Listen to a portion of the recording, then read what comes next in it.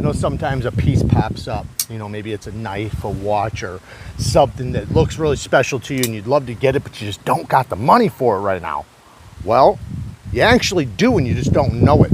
All you got to do is go make an account at bladebinge.com, and you can sell some of the stuff you have in your collection right now that you're not giving enough attention to. So you can easily make an account, and then they got step-by-step instructions on how to post the thing that you want to sell on there, anything EDC related, and you get 92.5% of the earnings. They make the shipping label, they make it super easy for you. Buyers and sellers both have ratings and are protected. Then, if you want to buy stuff too, like maybe there's a certain piece you're looking for, maybe something that's hard to get, they got a Grail section, USA made section, a budget section, and just EDC gear in general. So if you are trying to find something, or possibly just need to get some money together to get that piece that you've been looking for, that you finally found, but you don't got the funds for, go and check out Blade Binge, and also shout out to them for being a channel sponsor. Bang!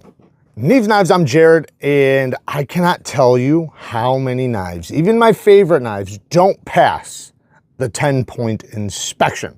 What is the 10-point inspection? We're going to get right into it here in just 1 second, but first let's take a look at a knife that actually is passed with flying colors, mind you. The 10-point inspection. We have the Bestech Taipan, and this is probably, no, this is my favorite Bestech right now. I freaking love this thing. This thing is so amazing. So let's go through it. We have Magna Cut steel with a hand satin finish, and look at this geometry. This is paper thin. It is so thin. I feel like my fingers are touching right now. I mean, it is, like, just look, you can probably, it is so thin. It's crazy how thin that is. So that's awesome. Then we have a titanium frame lock, and there is a few different color options available. The only one that I think is not available is the bronze finished one or colored one.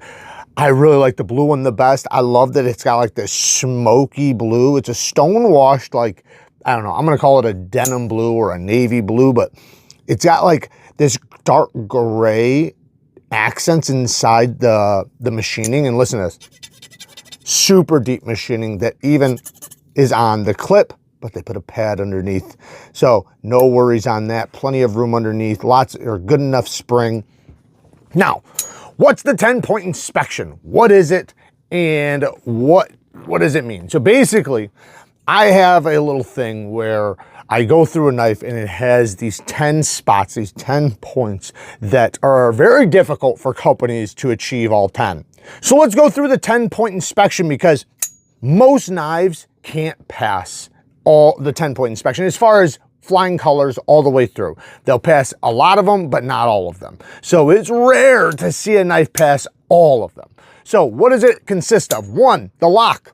Is it solid without putting pressure on the lock bar? Is there any up and down, flex, side to side? How solid is it? This one is nice and solid. So that's a pass for that one. But that's, you know, that's light work, because most companies at this point should get to have their lock geometry down. Bestech's been doing this for a while. Not saying that they haven't had their mistakes in the past. There's not some locks and stuff that need work, but the frame lock is doing very well. Acoustics. This thing has the best ting that I've heard in a little while.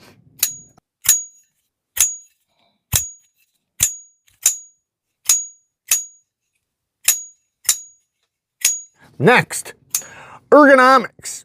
Ergos. Is it comfortable in the hand, but not just comfortable grabbing it? Is it comfortable in use?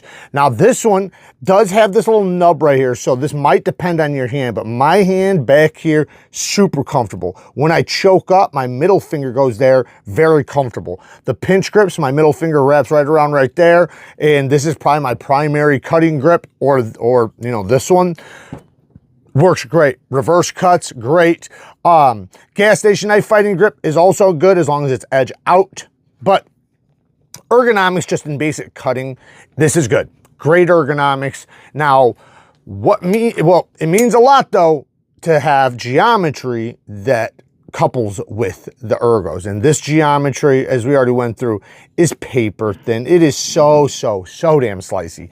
You want to talk about getting good edge retention? When you have geometry like this, your edge retention is going to go incredibly well. Incredibly well.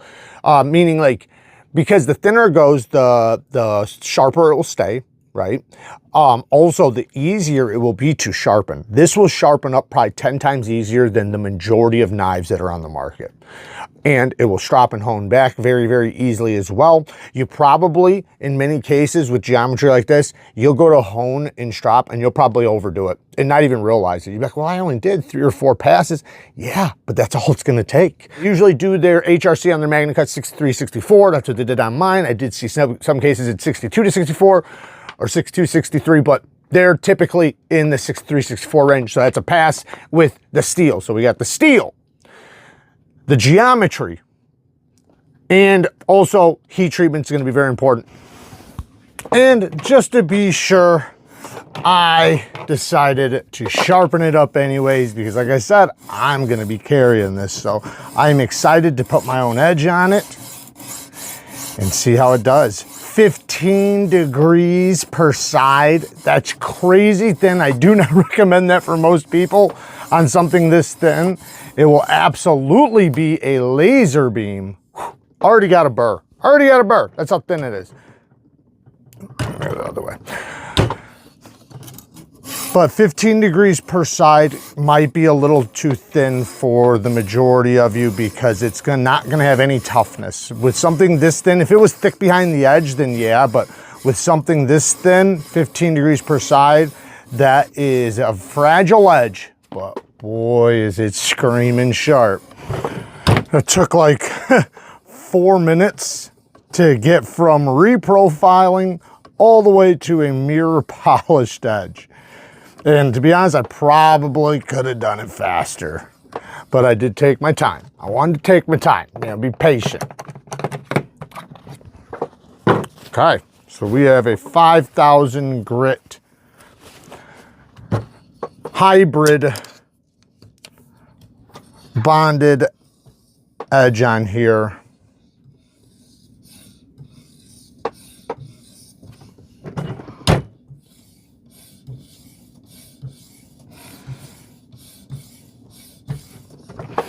That's it. We're done.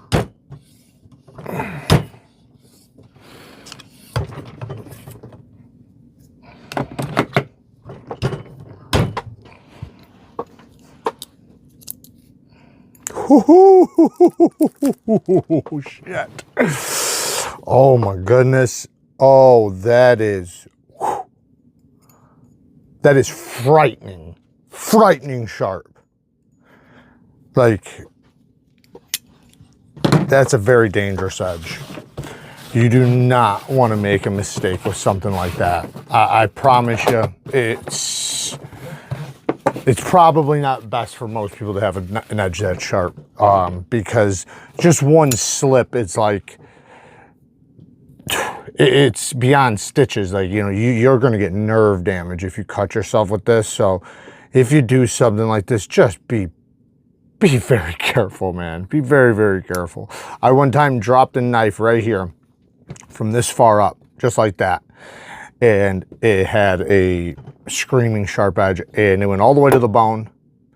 And it gave me permanent nerve damage in my thumb. So now when I rub here, I feel the tip of my thumb tingling. Like, it's like I have weird sensations in my thumb now. So just warning you guys.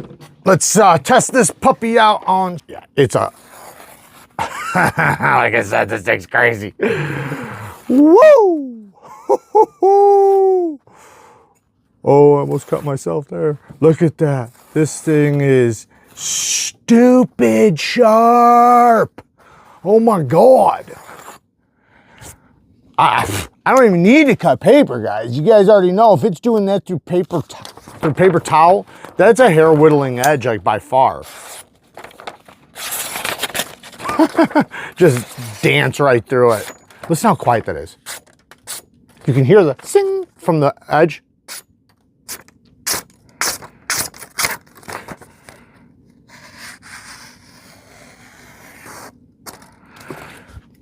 Damn it, guys.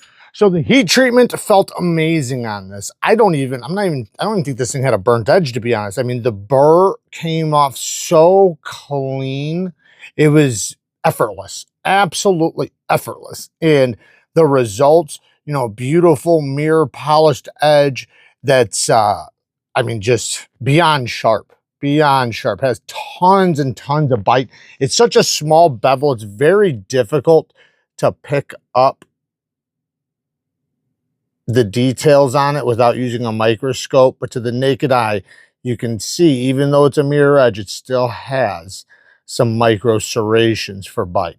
As you can see, the scratch pattern looks really good. You can see a little fuzz on there, but that's normal. The scratch has reached the apex, equaling a nice toothy apex, with a very nice fine finish. Now here you can see the apex looks really clean, great micro scratching. And you know, you can see a little bit of stropping compound and stuff, but has a very nice apex. The burr was very cleanly removed. Next, hardware. T8 hardware all the way around. We don't see one T6 nowhere. Nowhere to be seen. All T8s. I don't know about the clip under there, but on the outside, it's all T8s. Plunge grind. Perfect plunge grind. Look at that. Look at how they did that. You got a perfect, you can see exactly where the plunge grind ends, right? You can see where it starts, you can see where it ends, and you can see we have a ton of life to sharpen off of this. Plenty of room, lots of sharpening, plenty of clearance. Even the edge is lower than the handle, so I'm not going to have to worry about bumping my hand.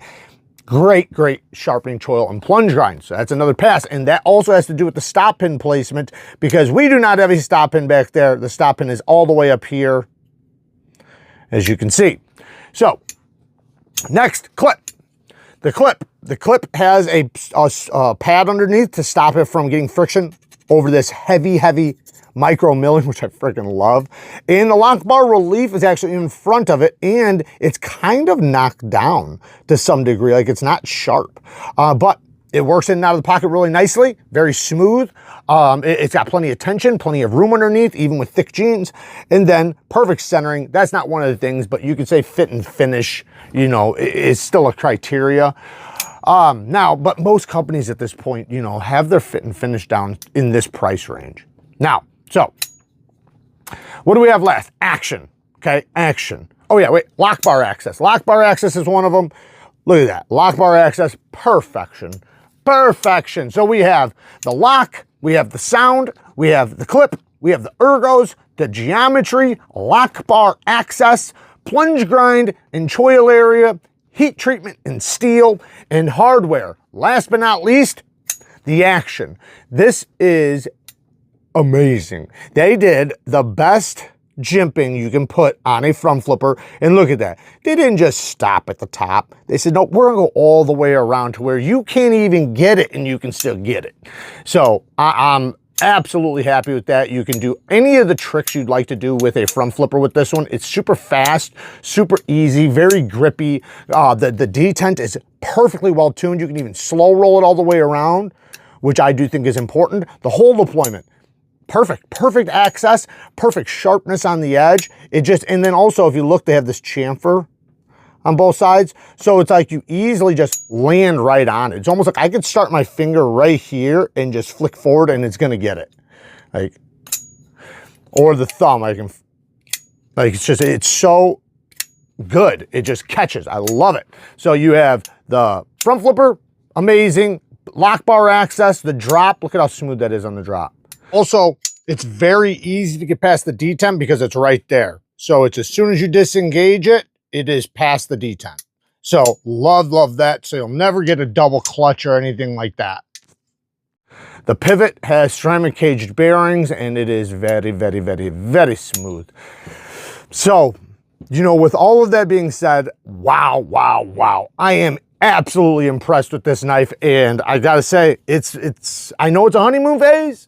I know it is, but this is my favorite Bestech right now. But some would even say this is a perfect knife.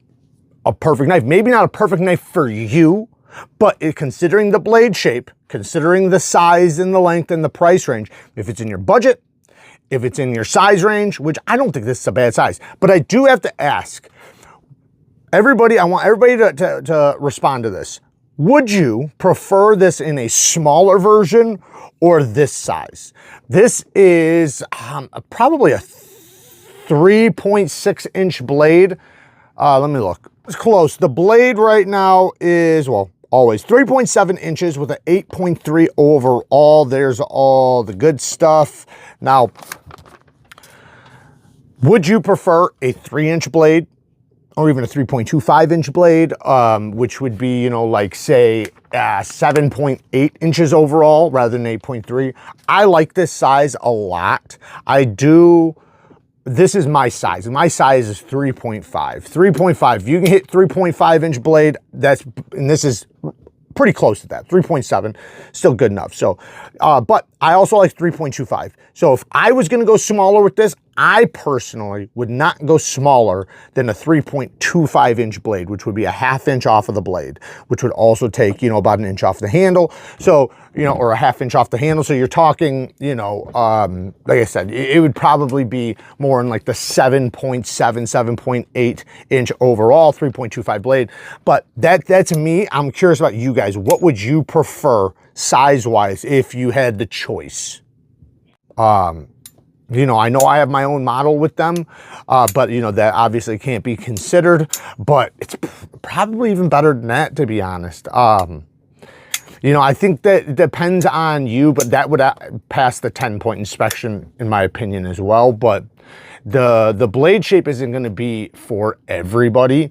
This is definitely going to have ease of sharpening, a lot easier for people, and a more likely blade shape for people to use more. This is going to be a utility cutting beast. The one thing you could say it's not going to be great at, well, two things. One, poking, but I'll be honest, man, as thin as it is and the way it tapers down, I know it's got, you could say like a clip tip, but I could punch through something for sure. I mean, I got a box right over here we can give it a little test example on.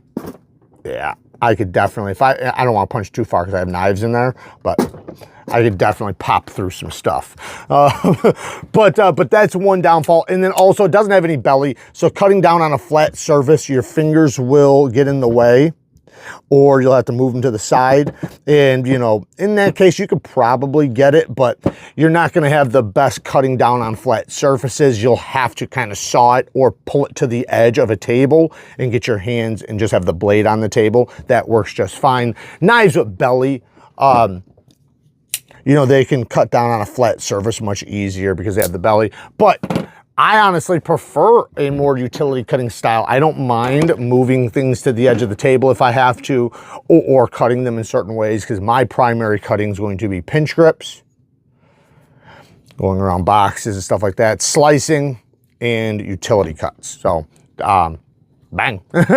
But the finish on this, beautiful hand satin finish. And shout out to the designer, by the way.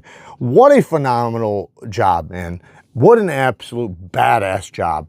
He did an amazing job. And then when you couple it with the sound, the acoustics, man, I can't get enough of this thing.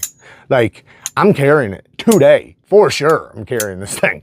Do I recommend it? Absolutely. How could I not recommend something so badass? The one downside for some people might be the no reversible clip. I get it, because they would have had to have put a pad there. Maybe there could have been some way that would have looked cool, but the lefty, if you were okay with the clip, it does work well. I'll be honest, it does work good. So I have no problems reverse flicking, top flipping, anything left-handed. So just saying. Beautiful work, by the way. Bestech, you executed it perfectly, and the designer executed it perfectly. When both minds come together, this is what you get. And I can't tell you how good of a job that they did on this one. Phenomenal. Work hard, stay tough. Until next time, peace.